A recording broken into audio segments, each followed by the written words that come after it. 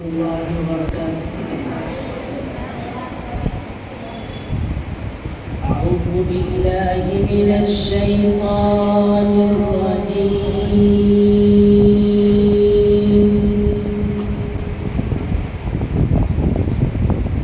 بسم الله الرحمن الرحيم.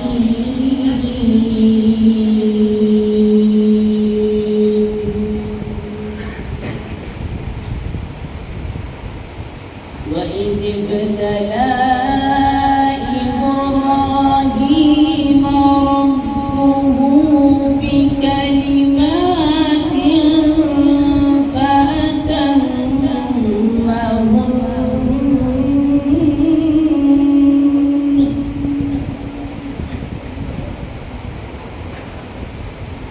قال إني جاعلك للناس إماما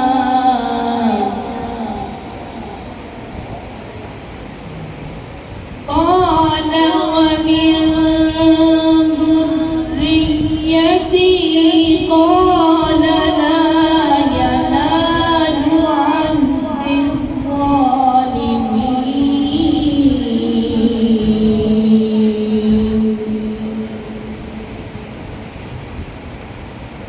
وإذ جعلنا البيت مثابة للناس وأمنا واتخذوا من مقام إبراهيم مصلى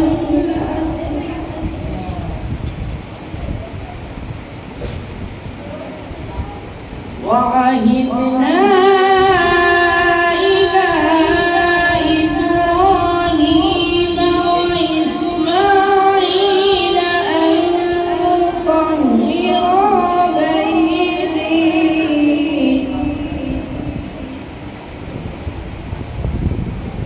أن طهرا بيتي للطائفين والعاكفين والركع السجود.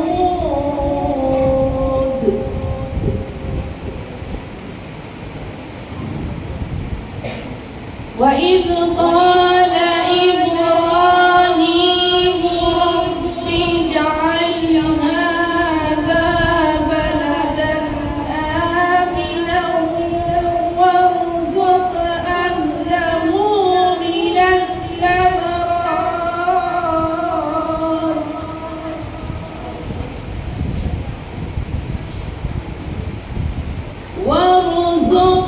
أهله من الثمرات من آمن منهم بالله واليوم الآخر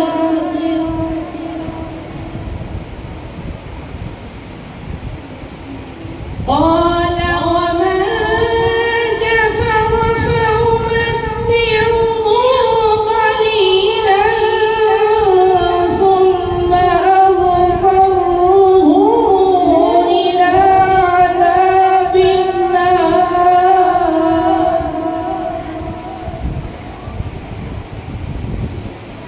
وبئس المصير.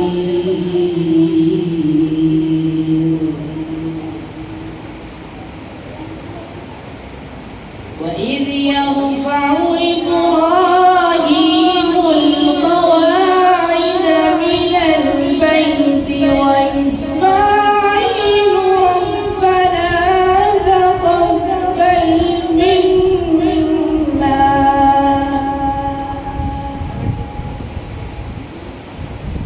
إنك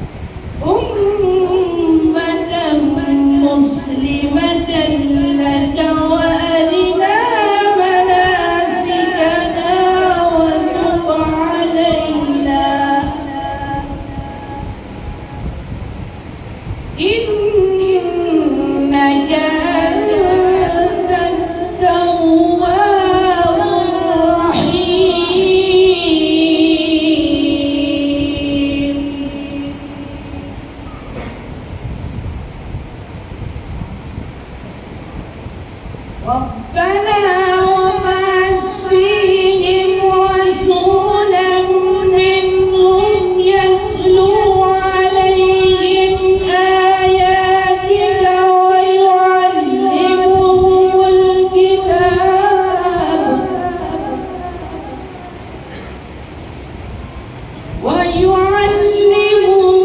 الكتاب والحكمة ويزكيهم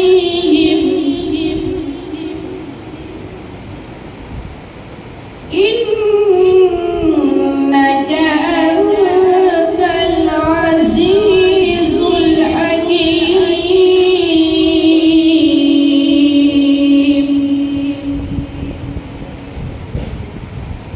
ومن يرغب عن ملة إبراهيم إلا من سفه نفسه ولقد اصطفيناه في الدنيا وإنه في الآخرة لمن الصالحين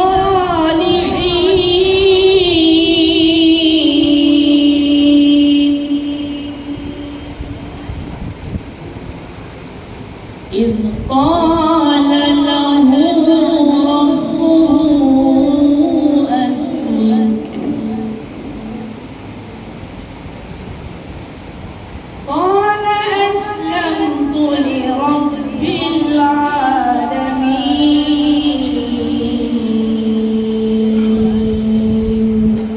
صدق الله العظيم سبحان الله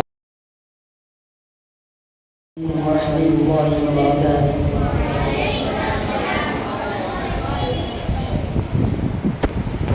صلى الله عليك يا رسول الله وسلم عليك يا حبيب الله. سب مل کر پڑھیے صلی اللہ علیہ یا رسول اللہ وسلم علیک یا حبیب. تم پہ سو جان سے قربان رسول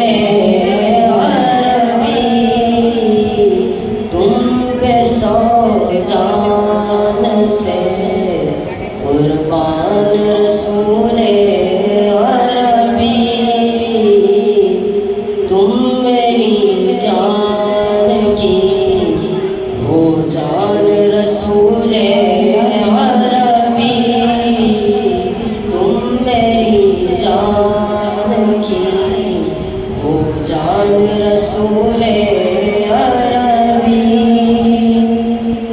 تم پہ سو جان سے قربان رسول عربی.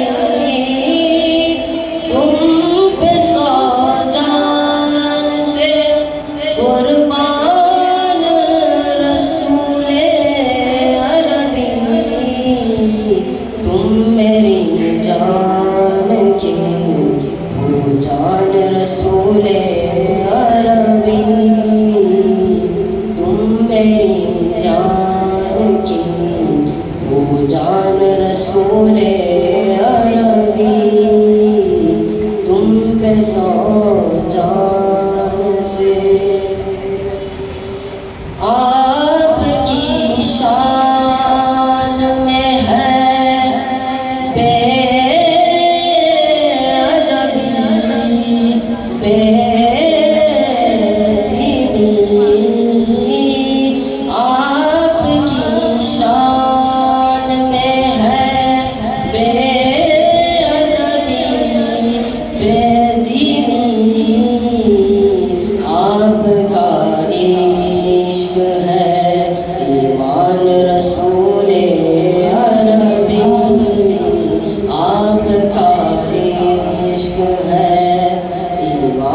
رسول عربی تم میری جان کی ہو جان رسول عربی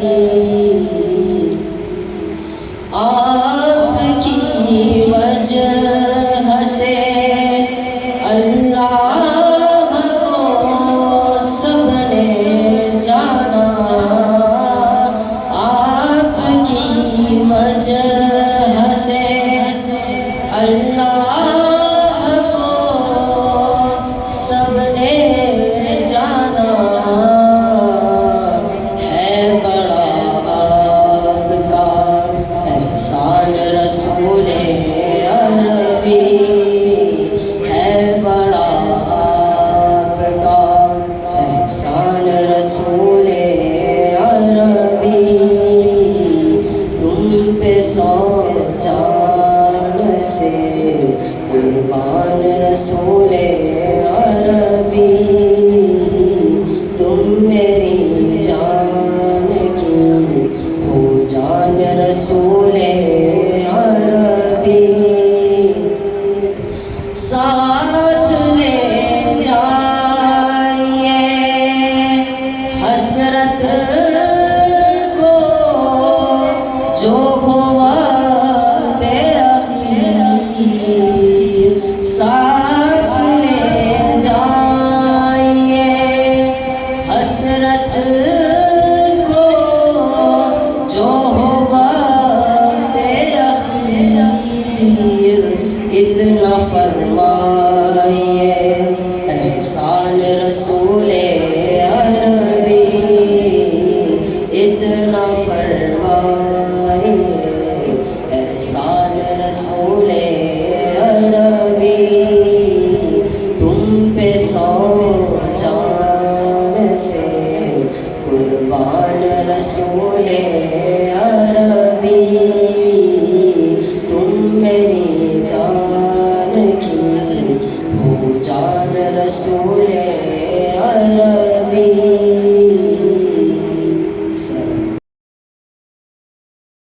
تعالى في عظمة حبيبه إن الله وملائكته يصلون على النبي يا أيها الذين آمنوا صلوا عليه وسلموا تسليما اللهم صل على سيدنا محمد وعلى آله وصحبه أفضل صلواتك وعدد معلوماتك وبارك وسلم قابل احترام اساتذہ کرام اور عزیز طلبہ اللہ تبارک و تعالیٰ کا شکر ہے کہ اس کی توفیق سے آج ہم اس بابرکت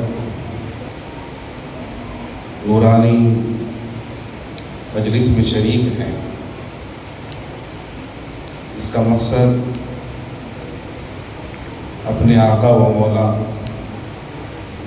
حضور سید عالم صلی اللہ علیہ وآلہ وسلم کی اس دنیا میں لباس بشری میں تشریف لانے کی مناسبت سے خوشی کا اظہار کرنا ہے۔ یقیناً حضور اکرم صلی اللہ علیہ وآلہ وسلم کی ولادت باسعادت کون اس سے انکار کر سکتا ہے کہ اللہ کی سب سے بڑی نعمت ہے، اور آپ صلی اللہ علیہ وآلہ وسلم کا اس دنیا میں تشریف لانا یہ ایسا عظیم واقعہ اور محتم بالشان معاملہ ہے کہ عالم ارواح سے ہی اس کے چرچے اور تذکرے تھے۔ ابھی نہ حضرت آدم پیدا ہوئے تھے، نہ حضرت نوح، نہ حضرت ابراہیم پیدا ہوئے تھے، نہ حضرت عیسیٰ، لیکن پہلے سے ہی حضور اکرم صلی اللہ علیہ وآلہ وسلم کے اس دنیا میں تشریف لانے کا تذکرہ اور چرچا ہوتا رہا۔ قرآن مجید میں خود اللہ تبارک و تعالیٰ نے بیان فرمایا وَلَقَدْ أَخَذَ اللَّهُ مِيثَاقَ النَّبِيِّينَ لَمَا آتَيْتُكُم مِّن كِتَابٍ وَحِكْمَةٍ ثم جاءكم رسول مصدق لما معكم لتؤمنن به ولتنصرنه۔ اللہ تعالیٰ ارشاد فرماتے ہیں کہ اللہ تعالیٰ نے نبیوں سے وعدہ لیا۔ یہ کب کی بات ہے؟ یہ اس دنیا کی بات نہیں ہے، یہ عالم ارواح کی بات ہے، جہاں پر سب کی روحیں تھیں۔ انسان اس دنیا میں آنے سے پہلے جس دنیا میں اس کی روح ہوتی ہے اس کو عالم ارواح کہتے ہیں۔ وہی عالم ارواح تھا کہ جس میں اللہ تبارک و تعالیٰ نے ہم سے وعدہ لیا تھا کہ الست بربکم، کہ کیا میں تمہارا رب نہیں ہوں؟ تو ہم سب نے کہا تھا کہ بلا، کہ اللہ یقیناً تو ہم سب کا رب ہے۔ سب اقرار کر کے آئے ہیں اللہ کی ربوبیت کا۔ اسی لیے حضور اکرم صلی اللہ علیہ وآلہ وسلم فرماتے ہیں کہ ما من مولود الا یولد علی الفطرۃ، کہ ہر پیدا ہونے والا بچہ فطرت پر یعنی دین اسلام پر پیدا ہوتا ہے، کیونکہ وہ اقرار کر کے آیا ہے۔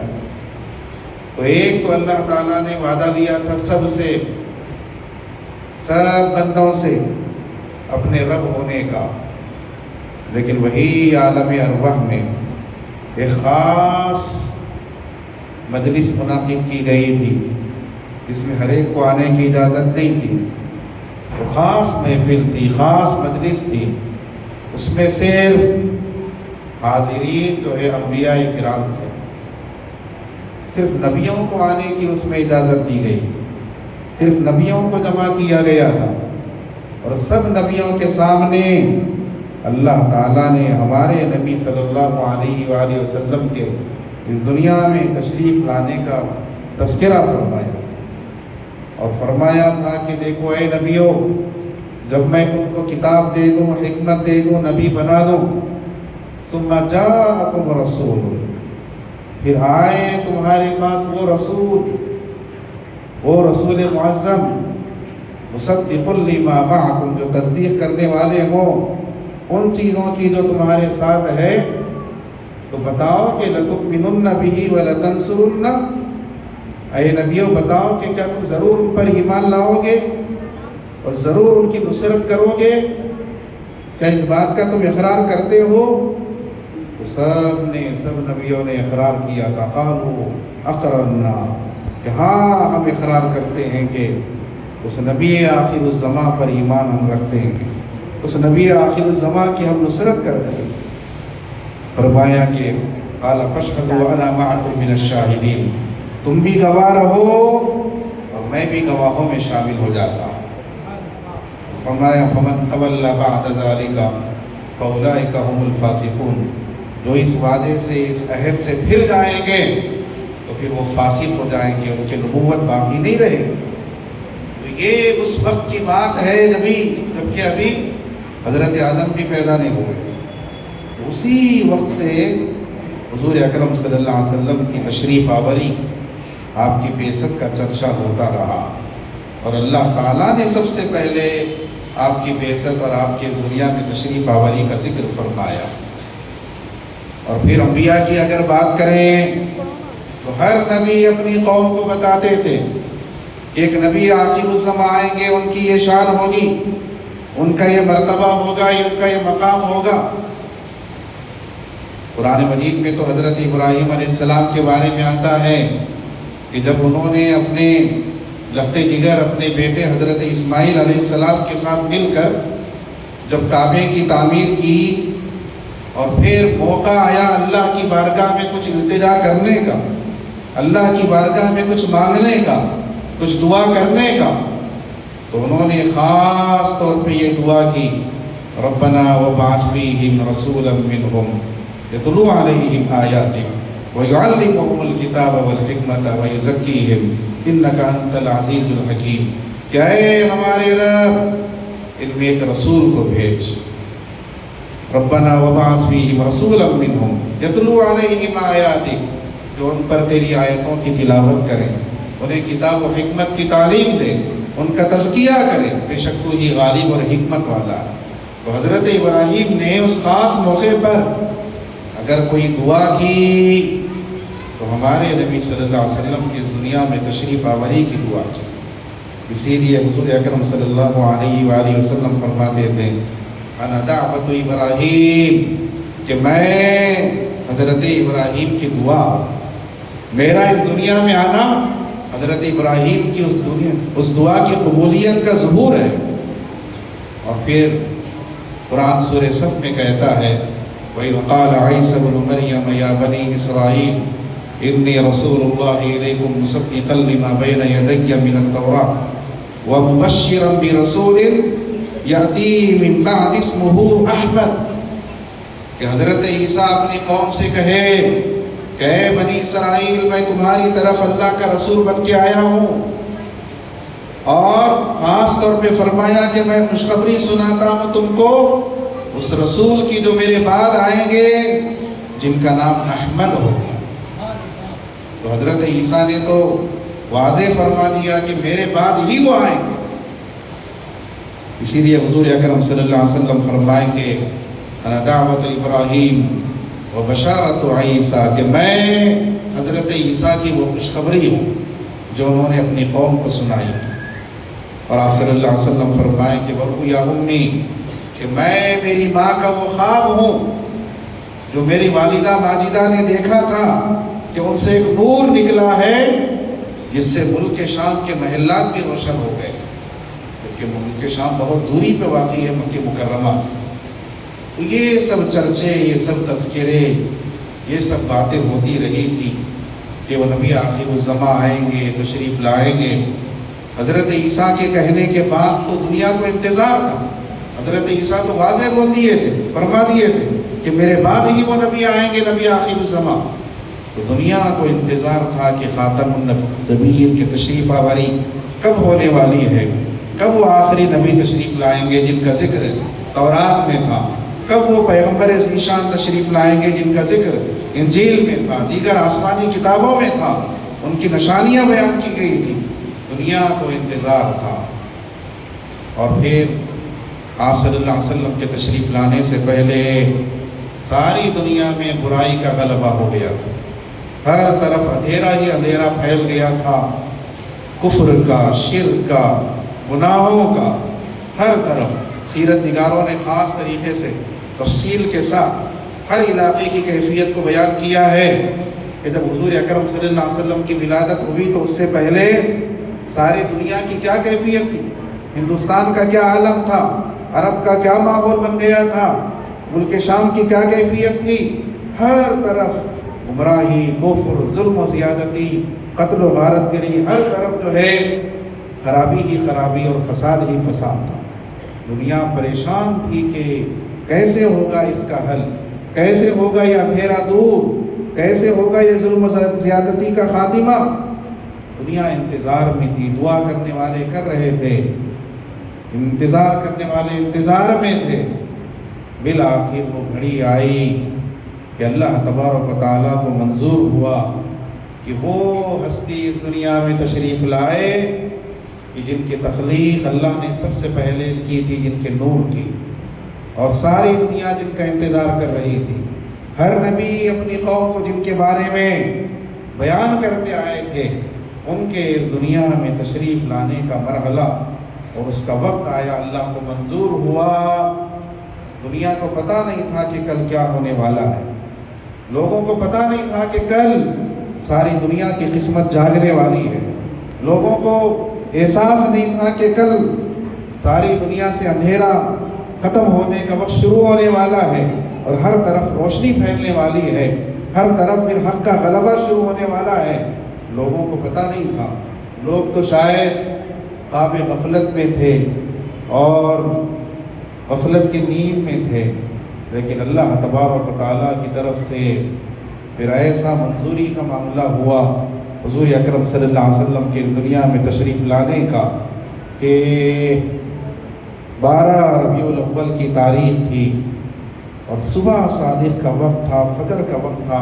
فجر کا وقت شروع ہوا اور پھر فرمایا گیا کہ عام الفیل، وہ جو ہاتھی کا واقعہ ہوا تھا، ابرہہ نام کا شخص جو کعبۃ اللہ کو گرانے کے ارادے سے ہاتھیوں کا لشکر لے کر آیا تھا، سورہ فیل میں جس کا ذکر ہے الم تر کیف فعل ربک باصحاب الفیل، فیل کہتے ہیں عربی میں ہاتھی کو، وہ ہاتھی والوں کا جو واقعہ ہوا تھا اسی سال کا معاملہ تھا، چند مہینے گزرے تھے کہ اللہ تبارک و تعالیٰ کی طرف سے پھر اعلان ہوا اور منظوری ہوئی، حضور اکرم صلی اللہ علیہ وآلہ وسلم کی اس دنیا میں تشریف آوری کے لمحات آئے، اور پھر انتخاب بھی اللہ کی طرف سے عجیب ہوا، نرالا ہوا۔ علماء فرماتے ہیں کہ اگر آپ صلی اللہ علیہ وسلم رمضان میں پیدا ہوتے، آپ کی ولادت اگر رمضان کے مہینے میں ہوتی تو کہنے والوں کو موقع ملتا کہ بھئی یہ مہینے کی جو شان ہے رمضان کی، حضور کی ولادت کی وجہ سے نہیں بلکہ روزوں کی وجہ سے۔ حج کے مہینے میں ولادت ہوتی تو کہنے والا کوئی کہتا کہ اس مہینے کی جو عظمت ہے، خصوصیت ہے، وہ حج کی وجہ سے ہے، آپ کی ولادت کی وجہ سے نہیں۔ اسی لیے اللہ تعالیٰ نے ایسے مہینے کا انتخاب فرمایا کہ نہ اس میں حج کی خصوصیت ہے، نہ روزوں کی خصوصیت ہے، نہ الگ سے کچھ خاص عبادت کی خصوصیت ہے، نہ کوئی خاص عمل پہلے سے اس میں مقرر ہے۔ اگر اس مہینے کو کوئی شان حاصل ہو رہی ہے تو محض حضور کی تشریف آوری کی وجہ سے۔ یعنی کہنے والے پھر کہیں کہ اس مہینے کی ساری شان، اس مہینے کی ساری عظمتیں آپ صلی اللہ علیہ وسلم کی ولادت باسعادت کی وجہ سے۔ اللہ نے جس طرح حضور کی ذات کو شریک سے محفوظ رکھا، جس طرح اللہ تعالیٰ نے آپ کے کمالات کو شریک سے محفوظ رکھا کہ کوئی آپ کے کمالات میں شریک نہیں ہے، جیسے اللہ تعالیٰ نے آپ کے حسن و جمال کو شریک سے محفوظ رکھا کہ کوئی آپ کی طرح حسین و جمیل نہیں ہے، اسی لیے اللہ تعالیٰ نے آپ کی ولادت کے مہینے کو بھی کسی اور خصوصیت کے شریک ہونے سے پاک رکھا۔ اس مہینے کی خصوصیت ہے تو ساری کی ساری حضور کی ولادت سے ہے۔ تو 12 ربیع الاول کی تاریخ کی صبح صادق کا وقت تھا، حضور اکرم صلی اللہ علیہ وسلم اس دنیا میں تشریف لائے۔ وقت کا انتخاب صبح صادق کا ہوا، ایسے وقت تشریف لائے کہ اندھیرا جا رہا تھا اور اجالا پھیل رہا تھا۔ تو دنیا کو پیغام دیا گیا کہ وہ ہستی تشریف لائی ہے کہ اب اندھیرا ختم ہوگا اور ہر طرف روشنی پھیلے گی، ایمان کی روشنی پھیلے گی، ہدایت کی روشنی پھیلے گی، انصاف کی روشنی پھیلے گی، حق کی روشنی پھیلے گی۔ اور پھر 12 ربیع الاول کی تاریخ اور پیر کا دن، پیر کے دن کے بارے میں بھی علماء نے فرمایا ہے اگر جمعہ کے دن آپ کی ولادت ہوتی تو پھر کہنے والا کہتا کہ آج کے دن کی جو خصوصیت ہے وہ نماز جمعہ کی وجہ سے ہے، حضور کی ولادت کی وجہ سے نہیں۔ اللہ نے ایسے دن کو منتخب فرمایا اس میں اور خصوصیت نہیں ہے تو حضور کی وجہ سے۔ اور نام اس دن کا کیا رکھ دیا گیا؟ پیر۔ پیر کہتے ہیں بزرگ، یعنی تمام دنوں کا بزرگ دن ہے پیر کا دن، یوم الاثنین جس کو عربی زبان میں کہا جاتا ہے۔ اور پھر آپ صلی اللہ علیہ وسلم کی ولادت باسعادت کے وقت اللہ تعالیٰ کی طرف سے ایسے اہتمامات ہوئے، ایسے انتظامات ہوئے، ایسی سجاوٹیں ہوئی اور ایسی رونقیں ہوئی کہ دنیا والے کچھ اس کا ایک حصہ بھی نہیں کر سکتے، ایسے ایسے اہتمامات ہوئے۔ آپ کی والدہ ماجدہ حضرت بی بی آمنہ رضی اللہ تعالیٰ عنہ نے تفصیلات بیان فرمائی۔ آپ نے بیان فرمایا کہ جب ولادت کی گھڑیاں قریب ہوئی تو میں نے دیکھا کہ میرے قریب میں نے حضرت بی بی مریم کو پایا۔ حضرت بی بی مریم جو حضرت عیسیٰ کی والدہ ہیں وہ آئی تھی حضور کی ولادت کے وقت، تاکہ بی بی آمنہ کو کوئی خوف اور ڈر کا معاملہ نہ ہو۔ حضرت آسیہ جو نیک خاتون تھی، فرعون کی بیوی تھی لیکن نیک خاتون تھی، قرآن میں ان کا ذکر ہے، وہ آئی تھی اور نورانی مخلوق وہاں پر بھی جمع ہوئی تھی۔ حضرت بی بی آمنہ رضی اللہ تعالیٰ عنہ فرماتی ہیں کہ میں نے ہر طرف فضاؤں میں نورانی مخلوق کو دیکھا، ان کے ہاتھوں میں نورانی قندیل تھے، ہر طرف خوشبو ہی خوشبو پھیلی ہوئی تھی اور نور ہی نور نظر آ رہا تھا۔ تو ایسی شان کے ساتھ، ایسے اہتمامات کے ساتھ آپ صلی اللہ علیہ وسلم کی دنیا میں ولادت باسعادت ہوئی۔ ولادت سے پہلے ہی حضرت بی بی آمنہ کہتی ہیں کہ میرے خواب میں ایک آنے والا آیا اور کہنے لگا کہ آمنہ جانتی ہو کہ تم کس کی ماں بننے والے ہو؟ تو میں نے کہا کہ نہیں۔ تو اس نے کہا کہ تم ساری مخلوق میں سب سے بہترین ہستی کی ماں بننے والی ہو۔ جب ان کی ولادت ہو جائے، پیدائش ہو جائے تو ان کا نام احمد رکھنا۔ انہیں بشارتوں کا سلسلہ، سب اہتمامات اور تیاریوں کا سلسلہ اللہ کی طرف سے ہوتا رہا حضور کی ولادت باسعادت کے موقع پر۔ اور پھر جیسے ہی آپ صلی اللہ علیہ وسلم دنیا میں تشریف لائے، اللہ اکبر، ایسے ایسے اللہ تعالیٰ کی طرف سے عطائیں ہوئی۔ فرماتے ہیں کہ اس سال قریش میں جتنی خواتین عمل سے تھی اللہ نے سب کو بیٹے عطا فرمائے، اور اس سال قریش بڑی پریشانی میں تھے، قحط کے زمانے میں تھے، کھانے کو کھانا نہیں تھا، پینے کو پینا پانی نہیں تھا، لیکن جیسے ہی آپ صلی اللہ علیہ وسلم کی دنیا میں تشریف لائے اتنی خوشحالی ہوئی، اتنی فراوانی ہوئی۔ انسان تو انسان ہے، فرماتے ہیں کہ جانوروں کو بھی اتنا کھانے کو ملا، اتنا پیٹ بھر کے کھاتے تھے کہ ڈر ہوتا تھا کہ کہیں پیٹ ان کے پھٹ نہ جائے۔ ہر طرف خوشیاں پھیل گئی، ہر طرف بشارتیں پھیل گئی، ہر ایک کو برکتوں سے نوازا گیا، ہر ایک کو انعامات سے سرفراز کیا گیا۔ تو کون اتنا اہتمام کر سکتا ہے جتنا کہ اللہ تبارک و تعالیٰ نے ہمارے نبی صلی اللہ علیہ وسلم کی ولادت باسعادت کے وقت کیا تھا۔ یہ ساری تفصیلات ہیں کہ کس طرح سے پھر بعد میں آپ صلی اللہ علیہ وسلم کا بچپن گزرا، اور پھر کیسے جوانی کا دور گزرا، اور اعلان نبوت کا مرحلہ کیسے آیا۔ سیرت پڑھیں گے تو انشاءاللہ پھر ساری تفصیلات سے واقف ہوں گے۔ تو آج کا یہ جلسہ، آج کی ہماری یہ محفل اسی دن کی یاد میں ہے، حضور اکرم صلی اللہ علیہ وسلم کی ولادت باسعادت کے، کیونکہ اللہ نے فرمایا ہے، اے نبی آپ فرما دیجیے کہ اللہ کے فضل پر اور اللہ کی رحمت پر انہیں خوشی کا اظہار کرنا چاہیے۔ تو حضور سے بڑھ کے بڑا فضل کون سا ہے، اور حضور سے بڑی رحمت اللہ کی کون سی ہو سکتی ہے۔ اللہ نے خود فرمایا وما ارسلناک الا رحمۃ للعالمین، کہ حبیب ہم نے آپ کو سارے جہانوں کے لیے رحمت بنا کر بھیجا ہے۔ الغرض یہ موقع ہے ہمیں اللہ کی بارگاہ میں شکر ادا کرنے کا، کہ ہمیں اللہ کی بارگاہ میں شکر ادا کرنا چاہیے۔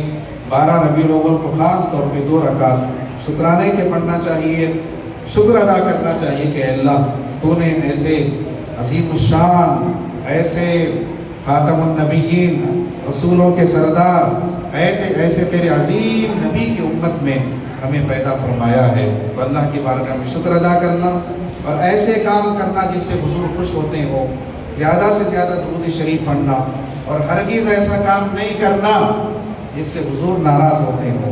دیکھتے ہیں ہم بعض بچے جلوس میں جاتے، وہ پانیاں پھینک لیتے، عرشیں پھینک لیتے، وہ گاڑیاں چلاتے، لوگوں کو تکلیف دیتے، شور شرابہ کرتے۔ نہیں، ایسے کام نہیں کرنا۔ آپ حضور کا میلاد منا رہے ہیں تو پھر حضور کی جیسا مقصد ہے، حضور جیسا چاہتے ہیں، جیسا کام ہونا حضور چاہتے ہیں، ویسا کام کرنا، درود شریف پڑھنا، بڑوں کو سلام کرنا، بڑوں کا ادب کرنا، چھوٹوں کی شفقت کرنا، نماز کی جو ہے جماعت کے ساتھ اہتمام کرنا، آثار مبارک کی زیارت کرنا، اور سارا دن اللہ کی بارگاہ میں شکر ادا کرتے رہنا بار بار کہ اللہ شکر ہے کہ تیرے نبی کی امت میں ہمیں تو نے پیدا فرمایا ہے۔ تو پھر بڑی برکتیں حاصل ہوگی۔ اللہ تعالیٰ ہم سب کو حضور اکرم صلی اللہ علیہ وسلم کی محبت میں جینے اور مرنے کی توفیق عطا فرمائے۔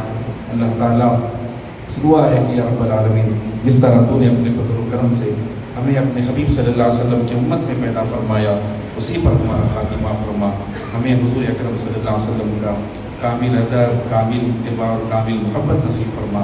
حضور کے صدقے میں جتنے طلبہ یہاں علم حاصل کر رہے ہیں، انہیں علم نافع کی دولت سے مالا مال فرما، سب کو جید حافظ قرآن بنا، جید عالم دین بنا، سب کو عالم باعمل بنا، دیندار بنا، دین پر عمل کرنے والے بنا۔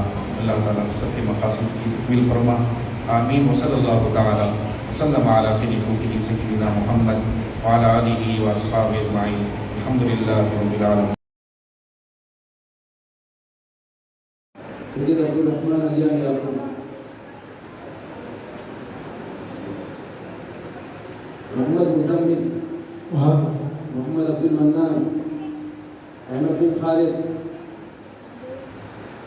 محسن پاشا قادری، انعام اللہ انصاری، سید حسن علی عابدی، محمد ثاقب، محمد مدثر الدین، رضوان بے، سید غوث علی، سید عدنان حسین، محمد مدثر فیاض، عباس احمد، رزاق احمد،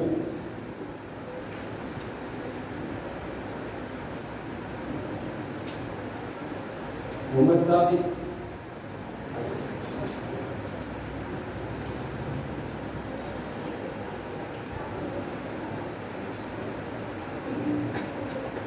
محمد رحیم علی، ڈی عبداللہ، سیف علی خان، محمد مصطفیٰ،